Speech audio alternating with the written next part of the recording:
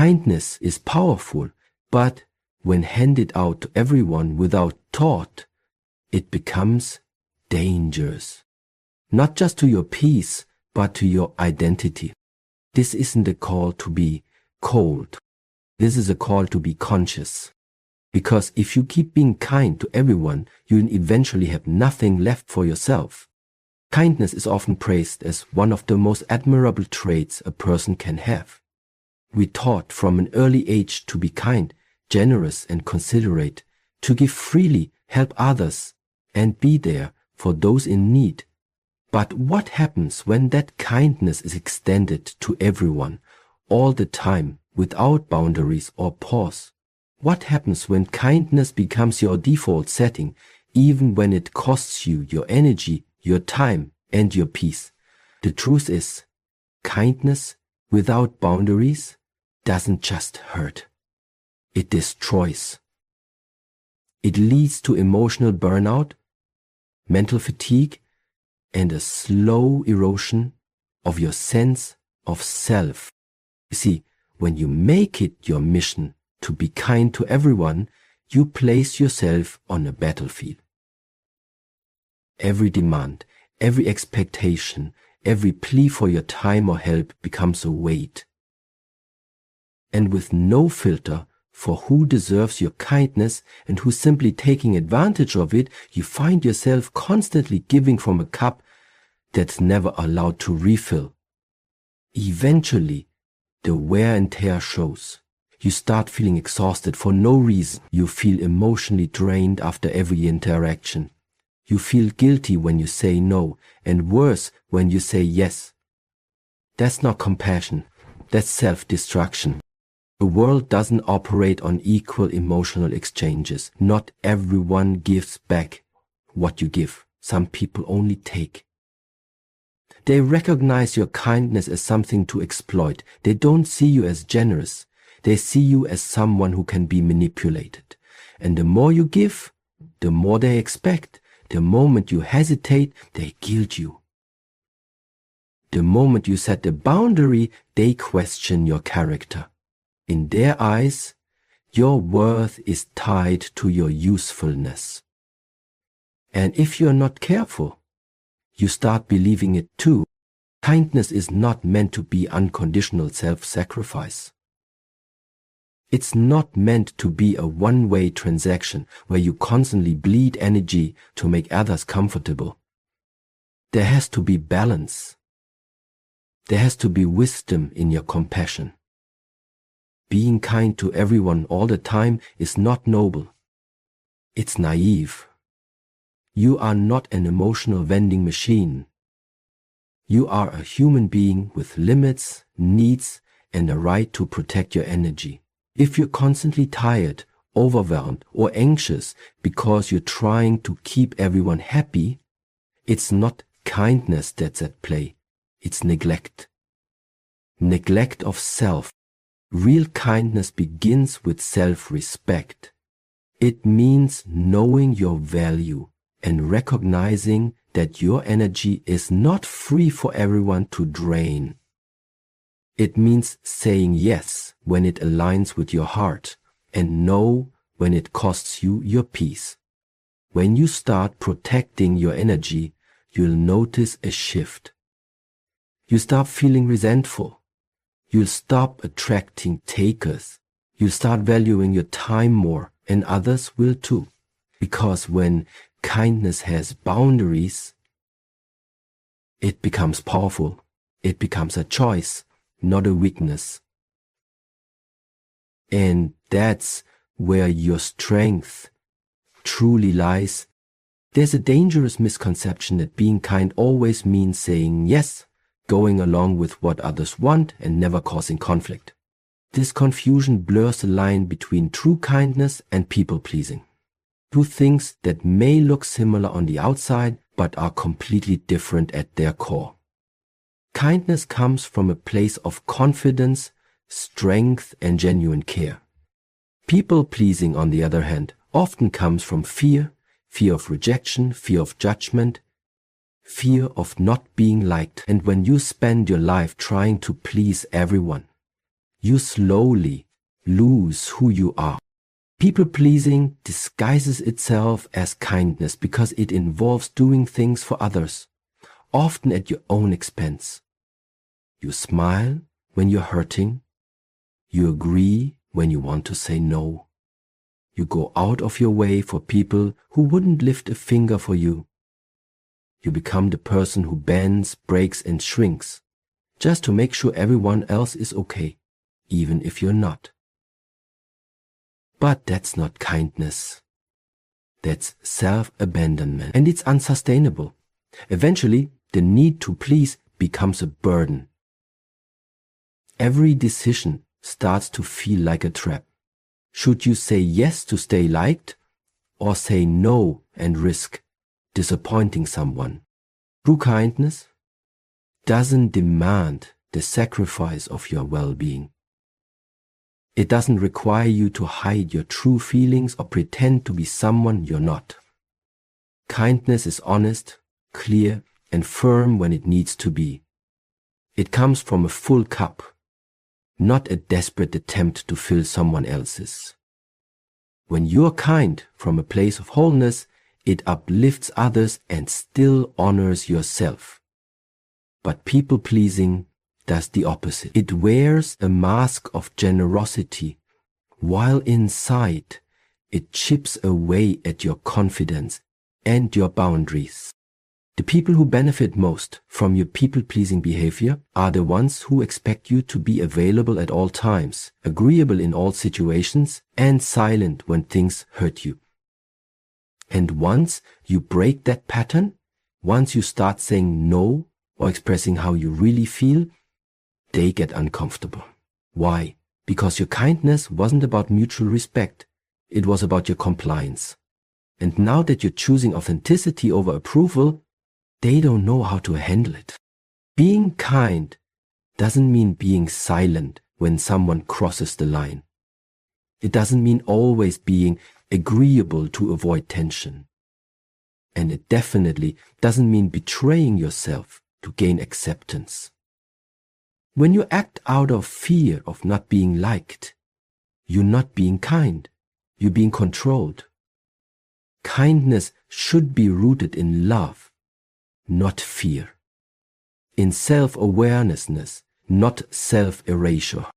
So the next time you're tempted to call yourself sacrifice kindness, pause. Ask yourself, am I doing this because I want to, or because I'm afraid not to?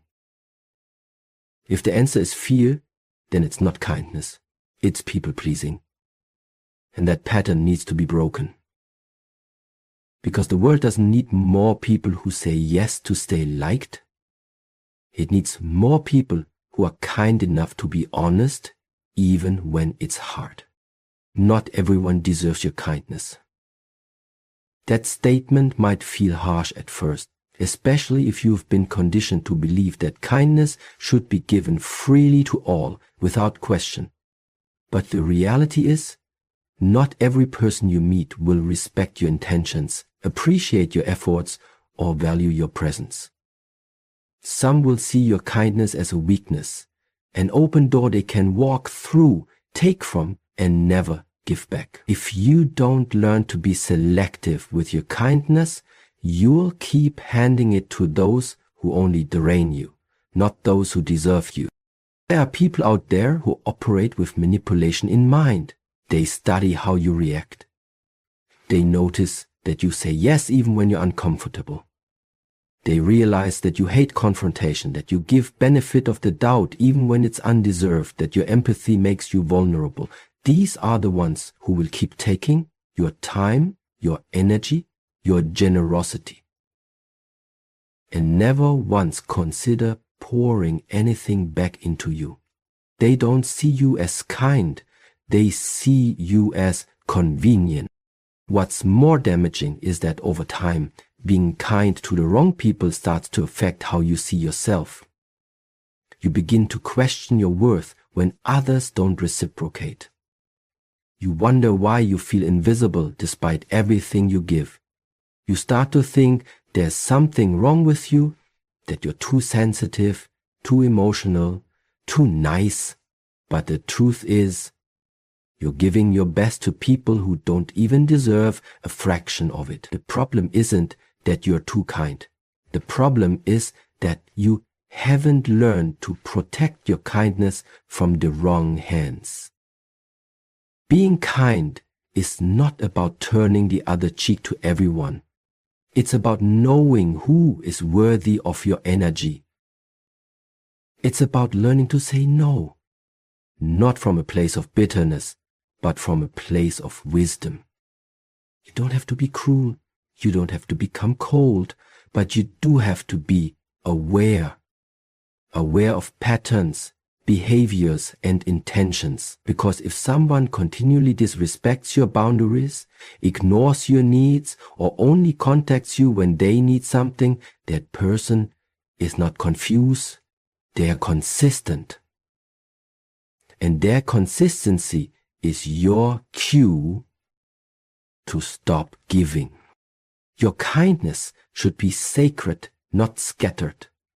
It should be something you offer to those who respect it, reciprocate it, and appreciate it.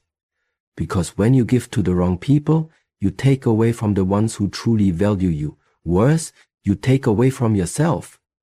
You end up emotionally exhausted, mentally checked out, and spiritually depleted, wondering why kindness feels so heavy. It's because you've been carrying people who were never meant to walk with you.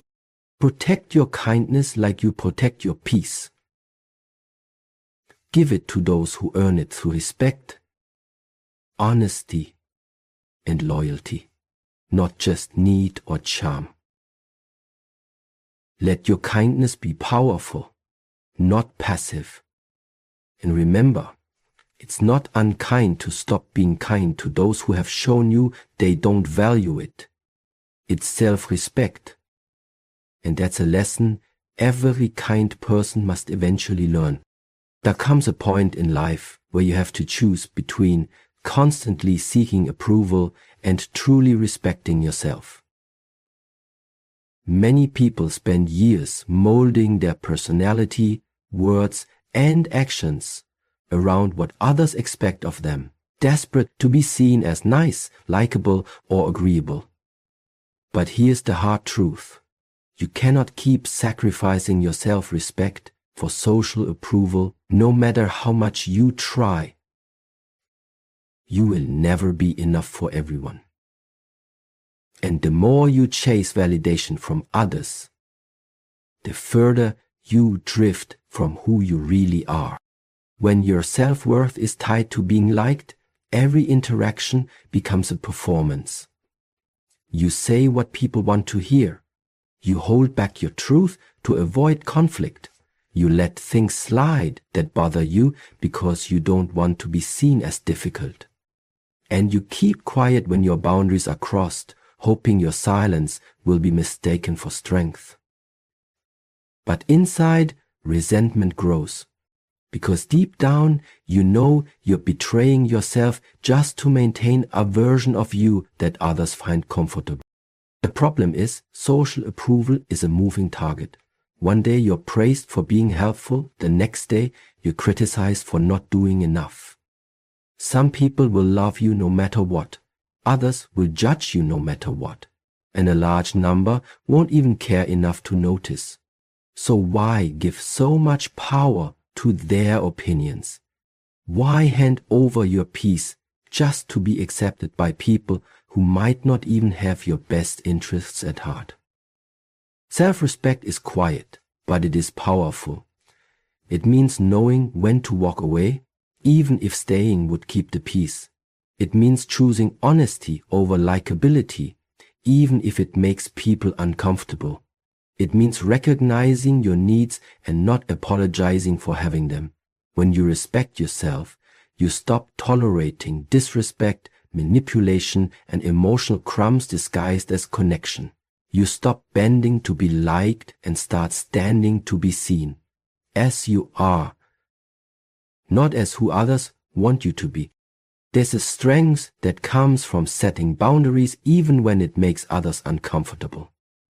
There's confidence in saying this isn't okay when you've been told to stay polite. That kind of self-respect doesn't push others away, it teaches them how to treat you.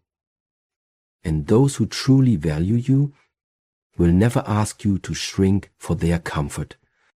You have to stop measuring your worth through the lens of other people's approval. Approval fades, shifts, and disappears. Self-respect remains. And while being liked feels good, being true to yourself feels powerful. You notice that once you begin living with integrity, saying what you mean, standing up for your values and honoring your limits, the right people will find you. And the ones who don't like the real you, and they were never meant to stay. So stop trying to please everyone. It's not your job to keep others comfortable at your own expense. Your job is to live in alignment with who you are. When you respect yourself, others either rise to meet you or fall away. Either way, you win. Being kind is a beautiful trait. But even beauty can become a burden when it's given without intention. Many people make the mistake of thinking that kindness must be endless, automatic, and unconditional. That to be a good person means to give without question, to help without pause, to forgive without boundaries. But kindness that lacks direction is noble. It's dangerous. When you give kindness to everyone without discretion, you don't just risk being taken advantage of, you actively invite it.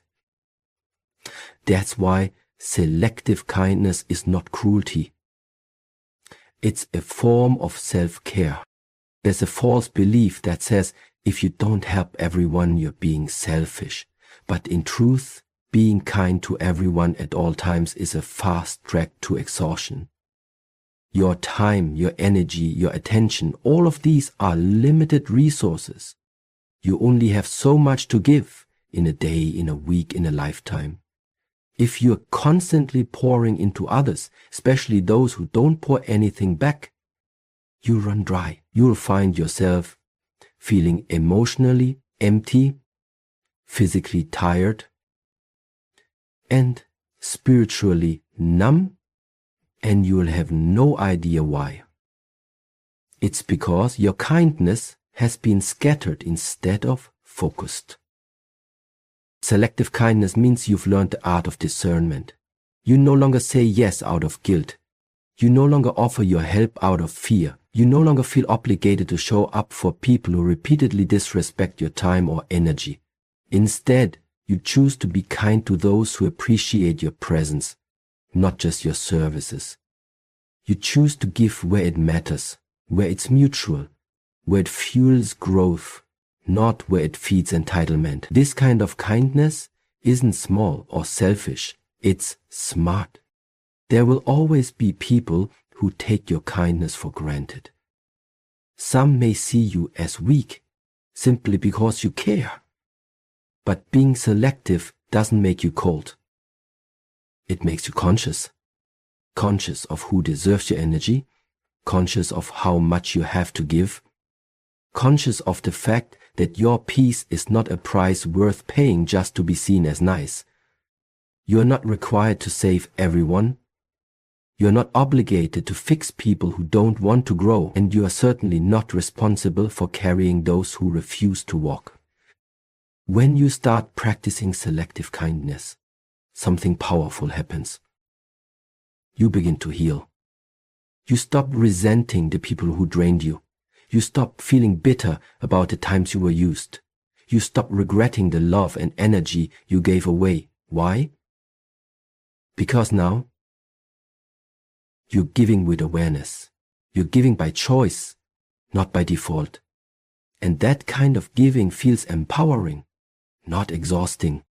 Kindness should never come at the cost of your health, your peace, or your purpose. When you learn to direct your kindness wisely, to give where it's earned and not where it's demanded.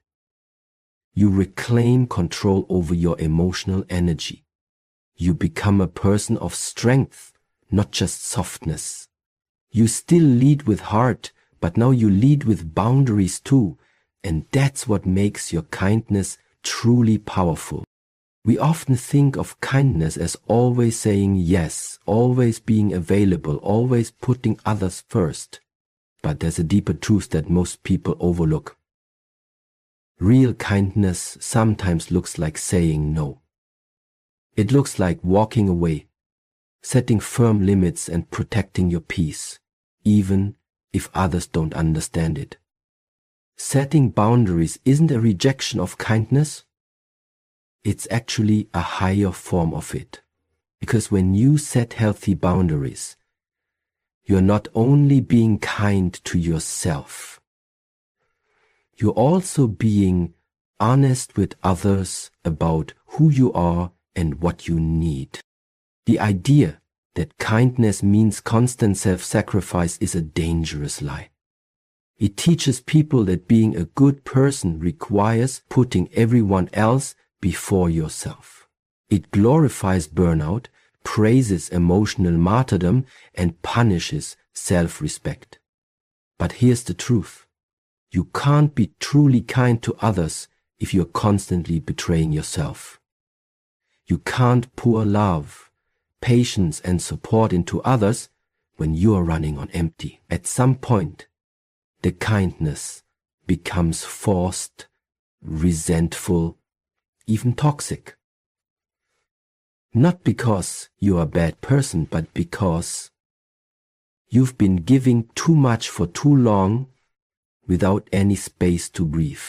Setting boundaries allows you to show up more authentically. When you say no to something that doesn't align with your values or capacity, you're saying yes to something more important, your peace, your focus, your well-being. And in the long run, people respect someone who knows their limits. They may not like it at first, especially if they've benefited from your lack of boundaries, but the people who truly care about you will adjust. They'll learn to appreciate the version of you that's real, not the one that's always agreeable. Boundaries are not walls meant to keep people out. They are filters meant to protect what matters most: your energy, your time, your mental clarity. When you set boundaries, you're not saying, "I don't care." You're saying, "I care enough to protect what keeps me whole." You are prioritizing sustainability over temporary comfort. Because the truth is, constantly pleasing others while silently suffering is not kindness, it's avoidance. And that kind of pattern always ends in emotional collapse. The people who love you will learn your boundaries and honor them. The ones who only wanted access to your energy, not a real relationship with you, will fade. Let them. Let the ones who call your limits selfish fall away. Let the ones who guilt you for choosing yourself reveal themselves. Because every time you honor your own boundary, you're rewriting the rules of how you allow others to treat you. Being kind doesn't mean being available 24/7. It doesn't mean agreeing to every request, accepting every behavior, or tolerating every form of disrespect. True kindness is measured by how well you love yourself while loving others. And that balance only exists when boundaries are in place. So don't feel guilty for protecting your peace. It's not a betrayal of kindness, it's a commitment to real, lasting, healthy compassion. The kind that doesn't burn you out but builds you up.